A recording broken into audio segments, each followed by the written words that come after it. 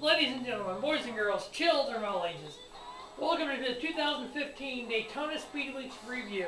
Yes, I know, it's almost a week after the Daytona Speedweeks are over, a couple days before the Field of Honors Quick Trip 500. Time got away from me this week, when able to get the video done, so I figured I'd go ahead and do a review of Daytona and then a kind of a preview of Atlanta, and hopefully going forward I will get the video up probably Tuesday-ish. So we're going to go through the Sprint Unlimited, through the pole qualifying, the knockout pole qualifying, the dual 150s, the Daytona 500 starting lineup, the Daytona 500 for the 7 drivers that I chose to follow this year. And to recap those drivers, the 24 Chevrolet of Jeff Gordon, the number 4 Chevrolet of Kevin Harvick, the number 3 Chevrolet of Austin Dillon, the number 16 Ford of Greg Biffle, the number 43 Ford of Eric Almirola, the number 15 Toyota Clint Boyer, and the number 19 Toyota of Carl Edwards. As you can see, I got 2 Fords, 2 Chevys, 2 Toyotas, and then also Jeff Gordon. As I said in some previous video, Jeff Gordon is one of my favorite favorite NASCAR drivers of all time. And that's why I kind of wanted him on here, his final season. If you have, obviously everyone's heard this, the kind of the farewell tour for Jeff Gordon as a full-time NASCAR Sprint Cup driver. So, what we're going to do this, I'm just going to run down Sprint Unlimited, a couple little clips I want to play, and then we'll just go on down the line. Alright, Sprint Unlimited, which was held last Saturday night under the lights of Daytona to kick off to NASCAR Speedweeks. Jeff Gordon finished 7th in his final Sprint Unlimited race. In his very first Sprint Unlimited in 1994, 94, he won it.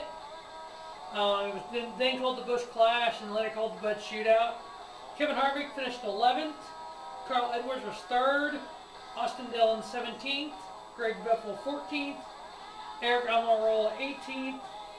And Clint Boyer was Kevin Harvick's 11th place finish in the Sprint Unlimited. He had a little issue, I guess you would say, or discussion with one Joey Logano, the 22 Ford. And I want you guys to take a look at that. You noticed that Harvick hadn't taken his helmet off. No, but I like that the crew members, while standing guard, they're content to let the 2 drivers talk it out.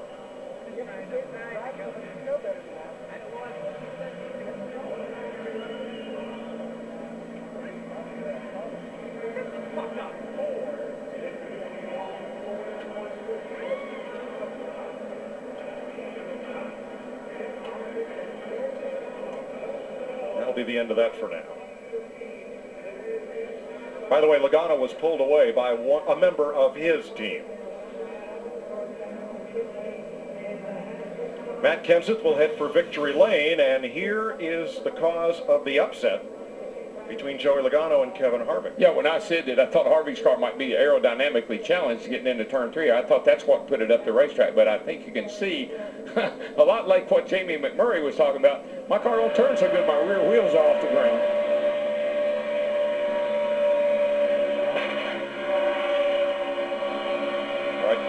Matt Yoakum is with Logano. Well, he's watched the video. He also had a conversation. What was the discussion with Harvick? It's Kevin being Kevin, like he is the instigator, like everywhere else we go.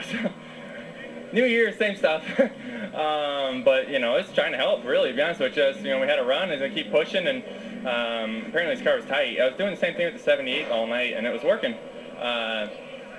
But we got in the quarter, and he got tight, and he got into the fence, and I was just trying to help, and he doesn't understand I was trying to help. I understand his frustration, but I was trying to help out and try to get to the front and try to win this thing. It's no points or anything like that. You go for the win. The 2nd place, 3rd place, 4th place doesn't mean anything, so we're just trying everything we can do. All right, thanks, Joey. Chris?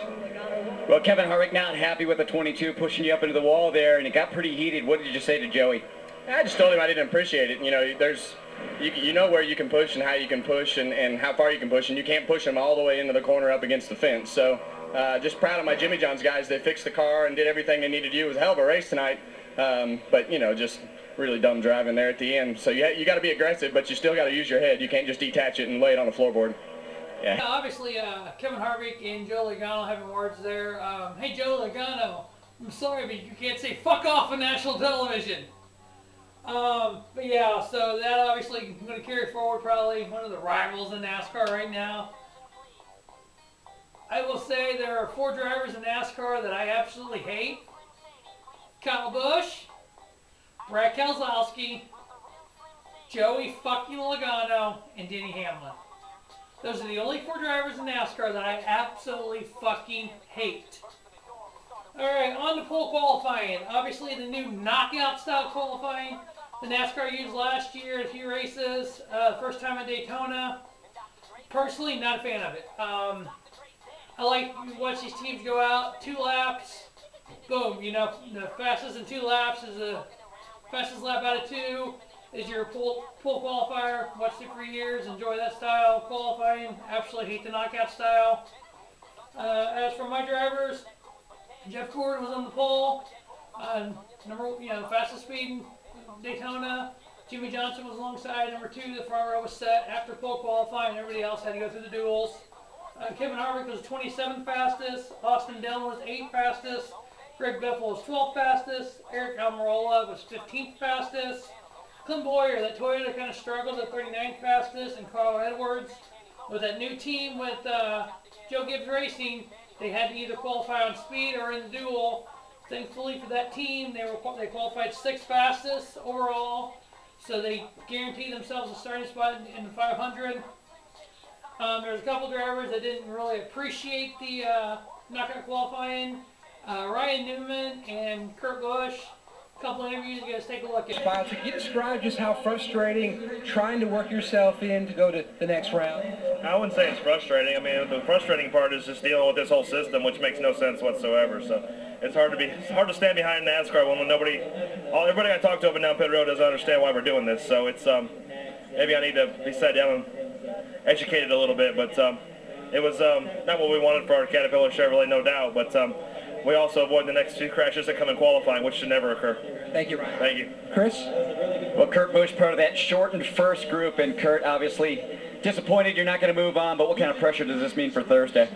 Well, I'd like to talk about all the hard work that goes into these cars and how much time and effort goes into building a Sprint Cup car to qualify at the Daytona 500.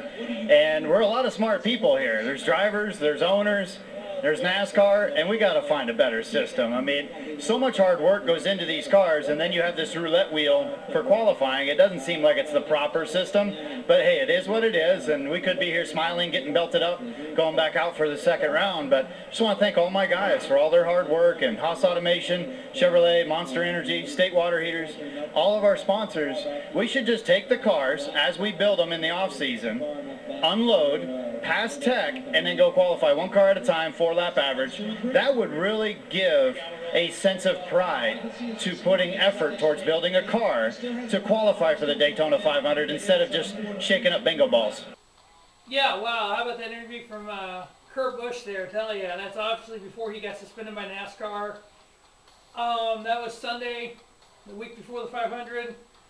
Next on the list was the Dual 150s on Thursday. Jeff Gordon finished 2nd in his duel, still started on the pole.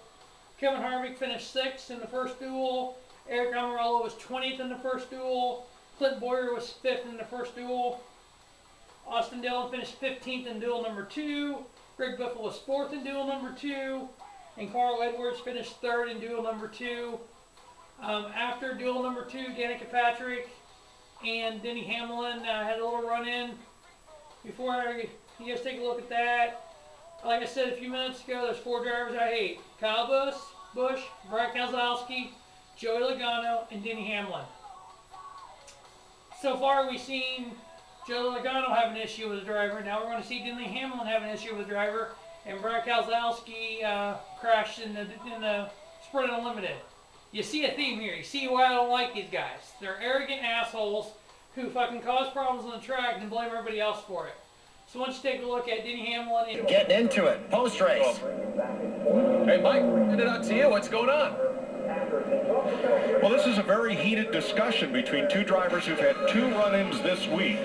Now, looking at the body language, Hamlin's hands are outstretched, palms up. That's kind of an apologetic gesture. He is trying to explain his position and explain what happened. Danica, you can see, is pretty well tensed up over the situation. She is hot about it. No, she is, and you know what? She's just that way.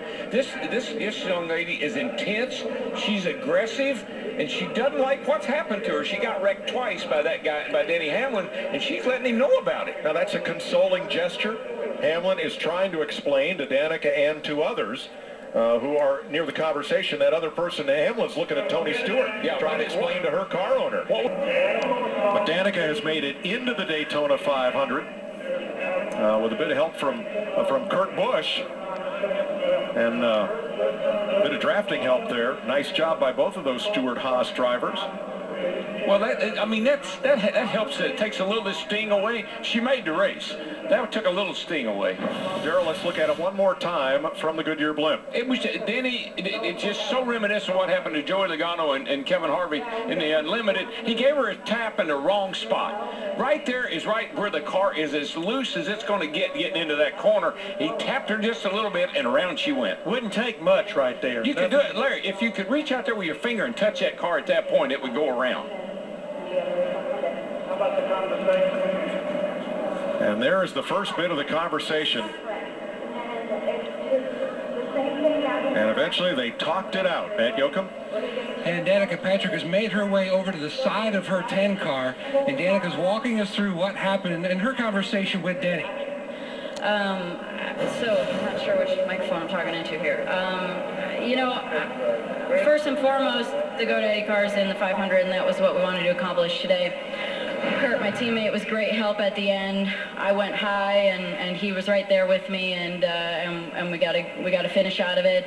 But I mean, the incident with Denny, I'm all about learning. I'm all about doing the right thing. But you know, he said he needs to run close to move forward. Well, you're turning me, and it happened in practice too. When he cut across my rear bumper, it pulls the back end around, and that's why it looked like I tracked down, but I was just going down the straightaway. And so here we are in the race, and I'm seeing him in my mirror, and he's so tucked up underneath me, so close, and I get being close, but he's then going to my left rear, and it just gets it light, and it's spun around, and I don't want to have these issues, but if we're going to have these issues, then we're going to have to deal with them. And we can't be putting ourselves out of the race on someone else's expense, and nothing's happened to him. So I like to race hard, but there's no point in being out there wrecking each other. And I just wanted to let him know that I was disappointed, of course. And, you know, we were all in just a fine situation there in the duel, just running.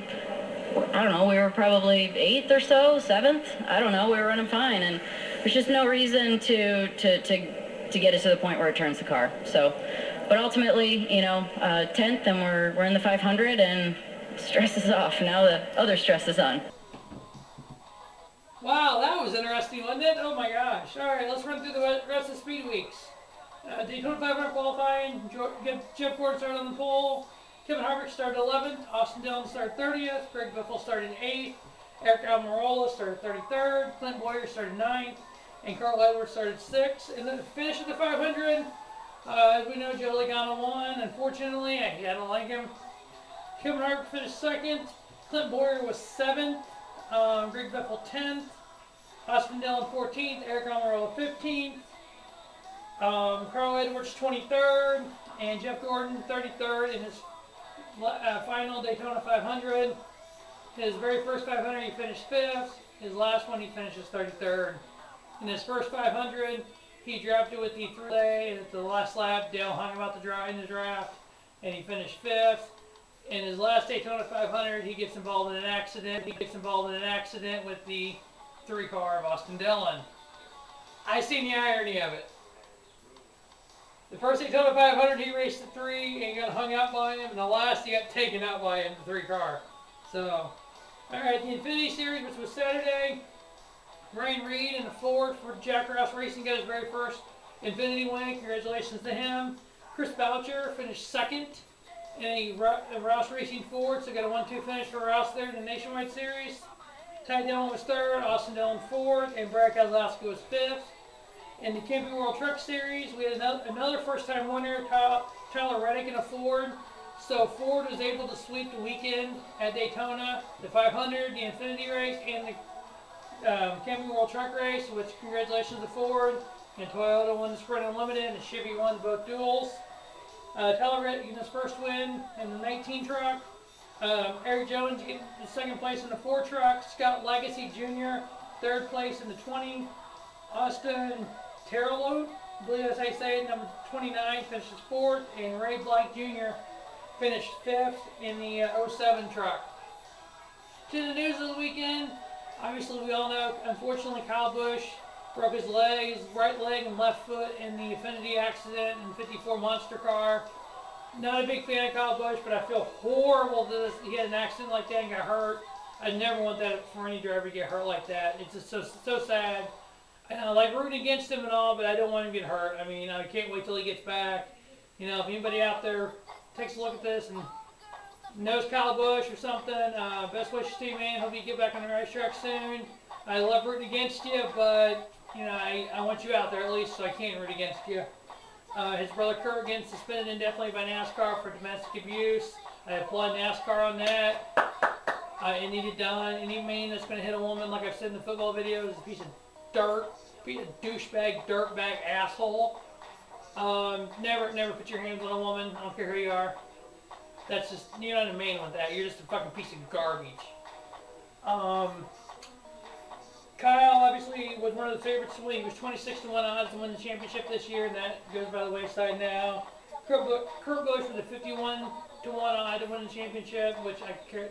You know, he's a dirtbag to me. I didn't used to not like him. I started liking him. I fucking can't stand him now. He's worse than garbage, worse than a piece of maggot garbage to me. Some news out of Atlanta. Travis Kvapil, the 44 car, got stolen from the front of the hotel, which is really, why the hell would you steal a fucking NASCAR car? Just to ruin this little team's shot at making a race? Come on now. Whatever douchebag did that, he's a shot. There were some rumors out there what'll happen if either the 18 or the 41, especially the 18, if the sub-driver wins races. Who's in the chase? Because obviously you win a race, you might have to qualify for the chase. My opinion on that is no one. If David Reagan wins a race in the 18 Toyota, congratulations, that'd be awesome. But no one should make the chase because that car shouldn't be chase eligible because Matt Crafton drove it at Daytona and David Reagan's driving it now, and then Kyle Busch will finish the season with it. So no, you can only miss one race to qualify for the chase. Now, if David Reagan wins a race or two and finishes the season in that car, hey, I'm all for him making a chase in that car. But unless he's going to be in for the next 25 races, no, he doesn't deserve to be in the chase. Same way with Regan Smith or whoever. Now, Regan Smith is a different situation in 41. If he drives every race from Daytona on and wins a race, he should be in that car for the chase. I'm fine with that. But you don't have a swap drivers in the car and that team still make the chase. That's not right. That's not fair at all. To have a champion who missed a bunch of time because of whatever reason, no. A little preview of Atlanta. My drivers here, the one-on-one race in Atlanta last year was September 1st. Jim Gordon finished 17th. Kevin Harvick finished 19th.